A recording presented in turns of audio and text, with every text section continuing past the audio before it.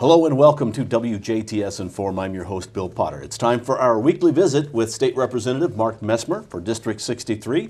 Mark has made his way on this Friday to talk about things that have happened this week in the House and really in the Senate as well, because you're involved in some bills over there. And you said that this is the peak week for committee activities. Yep. Explain what you mean by committee activities as opposed to House or Senate. Okay, every time a bill passes the first half of a session, all your bills go through their appropriate House committee or Senate committee, go to the floor for final passage, and then a couple weeks ago we started the second half of session where that Senate bills go to the House and the House bills go to the Senate, but all of those have to get recommitted to another, to a committee in that opposite chamber. So last week we really started the process of getting bills assigned to committee, hearing some bills. This week is really the peak week. We have about 2.5 weeks of committee work during the second half of session.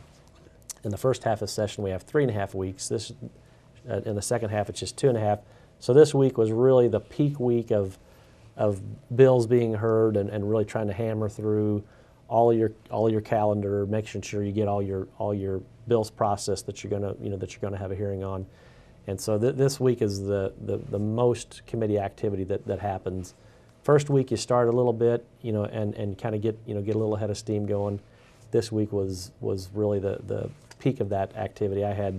Every day I had either a House bill in the Senate or a Senate bill in the House that I'm sponsoring that had hearings going, every day. So it was very busy week. Now, so if a bill will start, you write a bill, starts in the House in a committee, comes out of the committee, goes to the House floor. House floor passes it, goes to the Senate committee, and then if they don't make any changes, it goes up for a vote.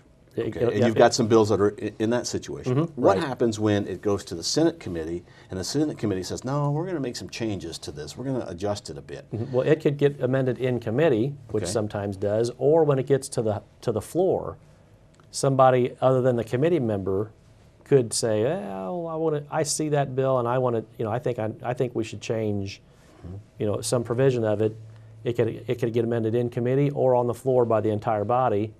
Then when that happens, that bill comes back to you. You can either, as the author of the bill, you can either say, you can read the changes and say, okay, I'm okay with those changes, and then you sign what they call a consent motion. Now in the House, before we can consent to a bill, whether it's been sent back and we consent then, or the second option you have is file what they call a dissent motion. If you consent to the changes, then the House has to vote on it again because it's been changed from how it went through the first time. But it doesn't go to a committee. No. Okay. If you sign the consent motion, then the House, you explain the changes to the House, they vote on it again. If it passes, then it goes to the governor. Okay. If you don't like the changes, or sometime you might be okay with the changes, but there could be two bills that deal with similar content, not necessarily the same, but maybe even in the same area of code.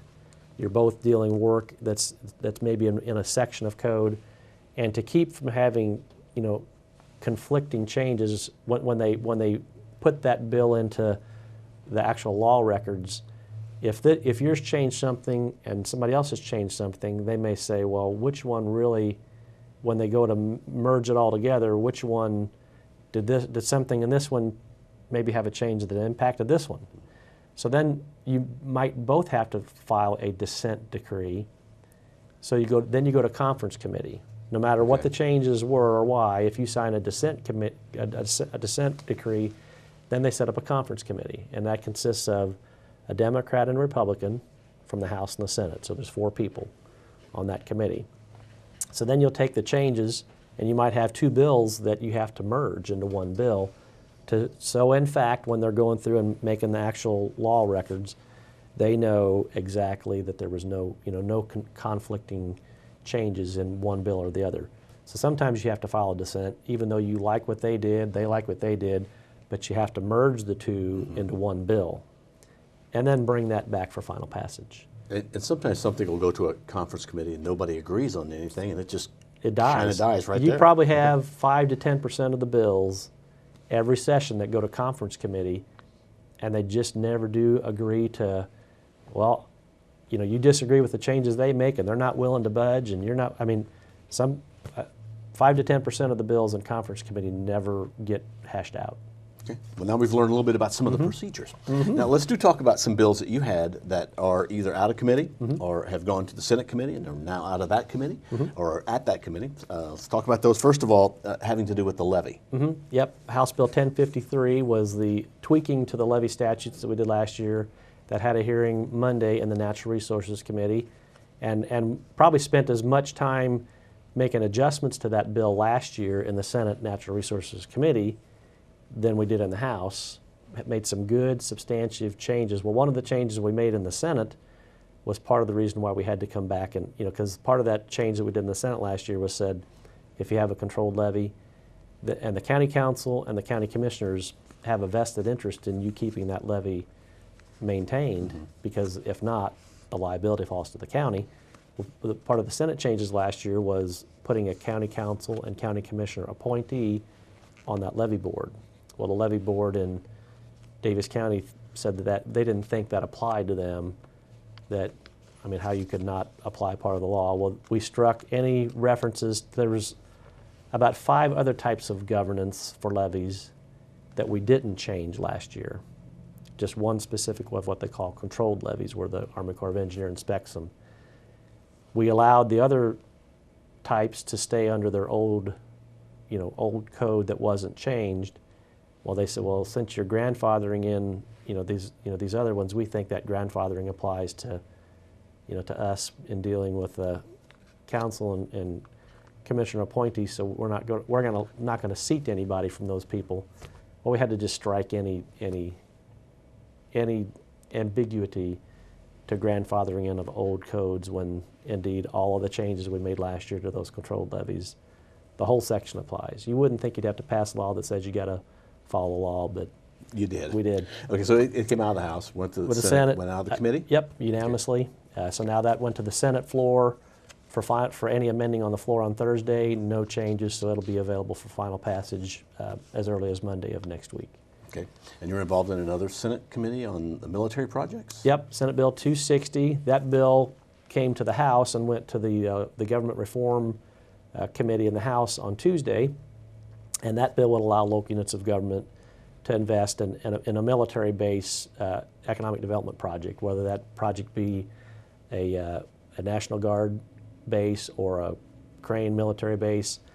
It allows cities and towns or counties to either invest in I would say promotion of a base, in preparation for the next base realignment commission.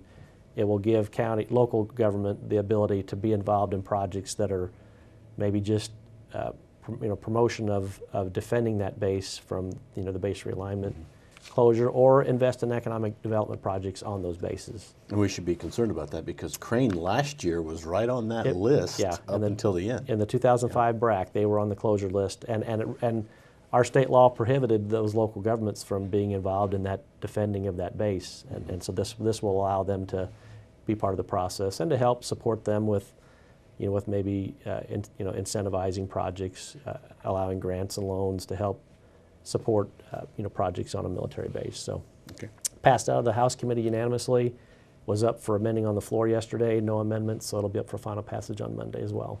Now, one of the fun kind of bills you get to work on is there's a bill that you're involved in on naming a bridge on I-69. Absolutely. We had there were 2 gentlemen from the town of Washington, starting from about 1984, were really instrumental for 2 decades of first they had what they called the Southwest Indiana Road Coalition that was just trying to get the road built from Indianapolis to Evansville, and how and where that would happen. And then in the late 80s, Governor Bayh appointed these guys to what they called the Midwest Highway Coalition that really looked at that project not from just Evansville to Indy, but let's look at this as an overall corridor from Mexico to Canada. And so those 2 gentlemen for a decade worked with officials in Washington, D.C., worked with governments in all of the states from Texas to Arkansas to Tennessee to Kentucky, all through that corridor to help build support for that, for the I-69 project as a whole from end to end. So Jim Newland had died a few years ago, and his family approached me about a year ago to see, hey, can we do something, to help recognize, those two gentlemen's efforts for all the work they did on I-69. So we researched, and the best option we had was the bridges in Washington that go where I-69 goes over US 50. So those bridges, we approved House approval. I've already got a hearing scheduled in the Senate Transportation Committee next week. Unanimous support in the House. The Senate chairman of the Transportation Committee knew the gentleman well from all the time he spent on the Transportation Committee, and that one should see smooth sailing the rest of the way through. So quite appropriately, those bridges will be named after the gentleman from that hometown, and be a fitting tribute to all their work they put in. So will the southbound lane be one name and the northbound lane will be another? And the names are again? Jim Newland and David Graham. Okay. If we can fit it all on one sign, we will, but a lot of times when you have two names, sometimes you just run out of character space. And so they'll, So they each get a bridge, though? Yes. Okay.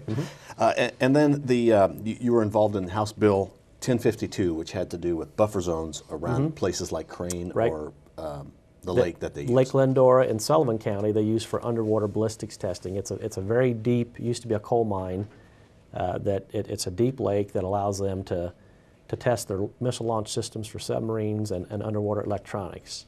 And around Crane, there's a 3-mile buffer zone, and it doesn't prohibit development in that buffer zone, but it just requires, if there's going to be development, if a county's going to set up or city or what is going to set up around any military base, and specifically this one around Crane, it requires communication from the local development folks, to the commander to make sure the development they're going to do doesn't cause detrimental impact to what goes on, inside the gates. And we're going to extend that buffer zone and put it around Lake Glendora. Here again, just to require the folks in Sullivan County, if they're going to develop commercial property around it, to make sure it doesn't create detrimental impact, of what they do inside there. That passed out of the Senate Local Government Committee unanimously on Wednesday. So then it'll come up for vote. Okay. And then also involved in Senate Bill 332, I think, where the Treasurer of Indiana can give some use bonds. We talked about this a little bit last week, but now it's been progressing. It had its hearing in the Ways and Means Committee yesterday, and that bill will allow the state treasurer to invest in international banks that meet AAA credit ratings. Right now, there's just two specifically mentioned. Well, there's 7 other banks that meet that same AAA credit rating, and if they're a solid international bank, this will allow the treasurer to invest in any international bank that meets the safety and security criteria. More options will mean more options for a better rate of return when and those will be 5-year or less short-term bonds that they would be able to invest in. Just give them more investment options to help raise the rate of return for investments of state funds that they would have to work with, help the taxpayers. Also gives the state treasurer the ability to buy local bonds. A city municipal bond, currently the state treasurer can't buy those. Other local units of government can buy them, but this will allow the state to be one of the purchasers of those, which would help give the local units some more competitive options on rate of return if they can't when they need to have short-term bonds issued.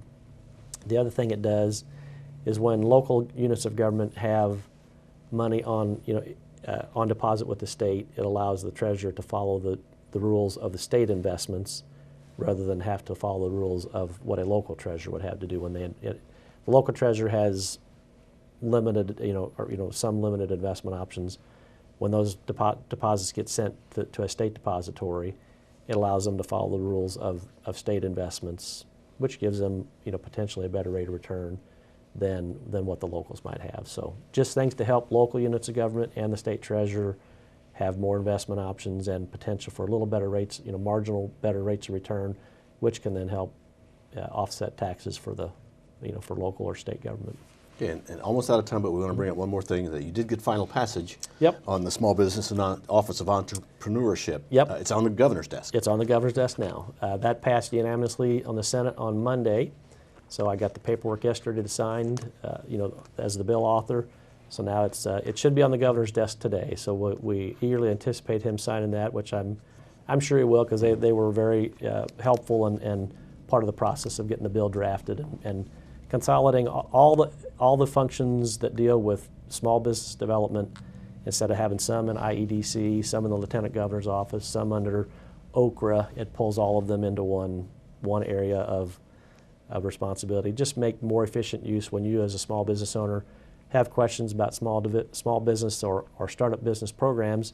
You know, you just have one place to go to get all your answers, and should just be, it'll help them work better with the Department of Agriculture on programs they have, on Office of Tourism, on programs they have. All of those functions will now be under one umbrella and be able to serve, you know, the folks that come in to use those programs more efficiently. Well, Mark, thank you very much for coming Okay, and taking the you're time welcome. to talk with us. Our guest has been Mark Messmer. He is the state representative for District 63. We thank you for watching WJTS Inform. We're local people watching local people.